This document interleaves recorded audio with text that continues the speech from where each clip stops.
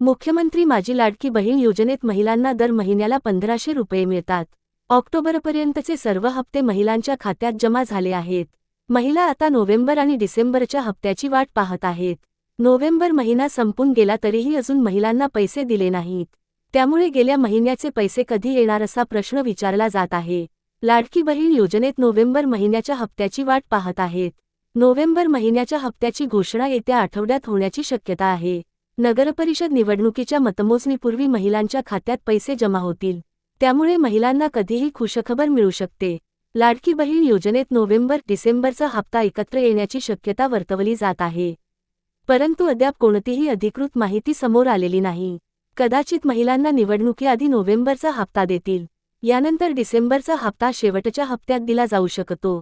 त्यामुळे महिलांच्या मनात खूप संभ्रम निर्माण झाला आहे। मागच्या वर्षी विधानसभा निवडणुकीपूर्वी महिलांना 2 महिन्याचे पैसे एकत्र दिले होते। त्यामुळे यावेळी देखील असंच काही होणार का हे पाहणे महत्त्वाचे ठरणार आहे। अशाच नवनवीन माहितीकरिता चॅनेलला सबस्क्राईब करा। धन्यवाद।